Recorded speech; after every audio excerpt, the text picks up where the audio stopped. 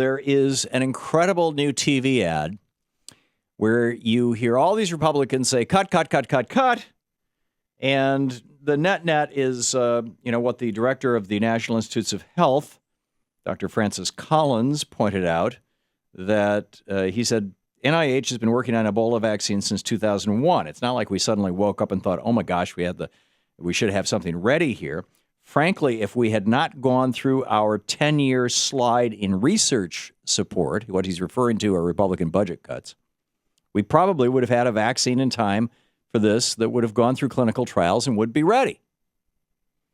Here's the ad that is running in many of the competitive states around the country, linking Republicans to Ebola. Washington actually can cut spending. The CDC says its discretionary funding has been cut by $585 million since 2010. Cut. Less government. Cut. Cut. Cut. Our budget has been flat since 2003. Responding to an emerging infectious disease threat, this is particularly damaging. Cut. Cut. That was the left hook. Cut. Cut. Cut. The right cross was the sequestration. Cut. Cut. The NIH saw its budget slashed by $446 million. Cut. Cut. Cut. Cut. There are outbreaks happening today that we're not able to recognize, stop, or prevent as effectively as we should be able to. Cut. Cut. Cut. Cut. Cut. Cut. Cut. Cut. Cut. Cut. Cut. Cut. Cut. Make a cut. Republican cuts kill, is what it says at the end, and then encourages people to vote. So, on the line with us, our old friend Neil McCabe, conservative commentator, editor of the Guns and Patriots newsletter, gunsandpatriots.com. Neil, welcome back to the program.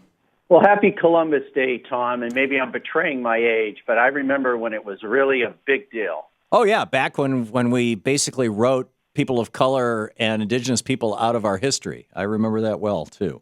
Well, we also celebrated that the native peoples were brought the good news of our Lord Jesus Christ, and that Europe was connected to this amazing continent. And look what the Europeans have done. They've built this thing up into such a place that I'm talking to you now. That's an interesting take, Neil. It's a very interesting take. Here's what Queno wrote. He was Columbus's right-hand man, Miguel Queno. He wrote, quote, "When our caravels were about to leave for Spain, we gathered 1,600 male and female persons of those Indians, and these we embarked in our caravels on February 17, 1495. For those Spaniards who remained, we let it be known in the vicinity that anyone who wanted to take some of these slaves could do so to the amount desired, which was done." Queno says, "I took a beautiful teenage Carib girl as a personal slave, a gift from Columbus, but when he attempted to have sex with her, quote, she resisted with all her strength, so, quote, I thrashed her mercilessly and raped her," end quote. Columbus wrote a letter to the Spanish monarch in 1493 saying, "It is possible in the name of the Holy Trinity to sell all the slaves which it is possible to sell. Here there are so many of these slaves, and also Brazil wood, that although they are living things, they are as good as gold." And he went on to say, 100 castellanos, a Spanish coin, are easily obtained for a woman as for a farm, and it is very general, and there are plenty of dealers who go about looking for the girls. Those from 9 to 10 years old are now the greatest in demand. End of quote from Christopher Columbus. The Taino, by the way, the Native Americans that you say he brought Jesus Christ to, Yes. All of them were dead within 40 years on that island. Well, we know that first contact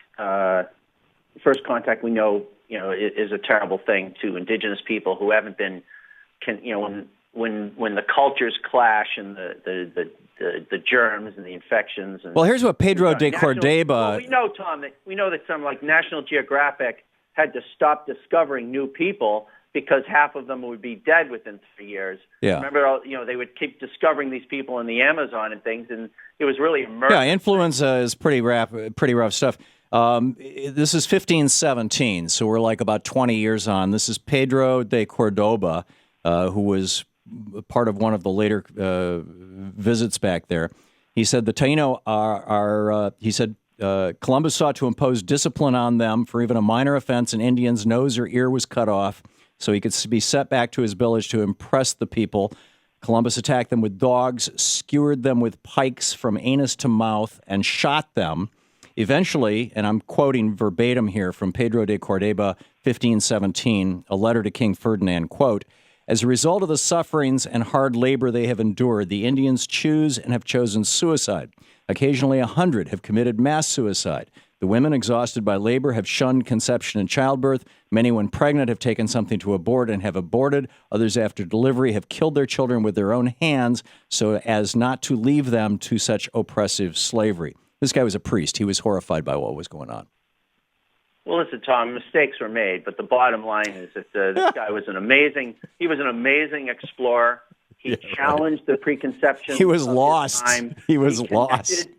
He connected Europe. But I'm more North interested America. in knowing, Neil, how you're going to defend Republicans who are making sure that Ebola is a real problem here. I mean, 10 years of Republican budget cuts, and the NIH says we could have had a vaccine if it wasn't for Mitch McConnell. I do not think that the Republicans wanted to bring Ebola to the United States, and I don't think that we're short. How much money are we not spending? How many billions are we spending on medical research that all of a sudden we don't have the money to research Ebola? It's been cut more than 400.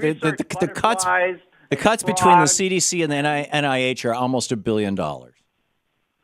What you think? How many studies of butterflies do you think we've done in the last 10 years that could have been done on Ebola? I don't know, but I can tell you that the Ebola vaccine got dialed back as a result of Republican budget cuts and sequestration. I can tell you that as a fact. The head of the NIH said it in sworn testimony before Congress last week.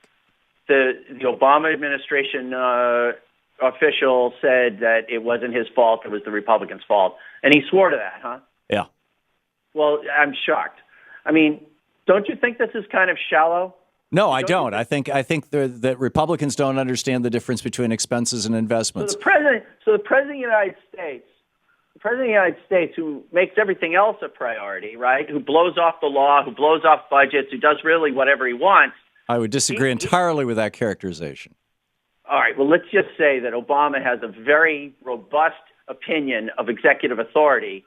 And yet he didn't. No, not so much. He has not been able, for example, to figure out where to get money from to get people out of Guantanamo that George Bush said shouldn't be there and haven't committed any crimes. Well, I mean, he can't just fund Ebola research.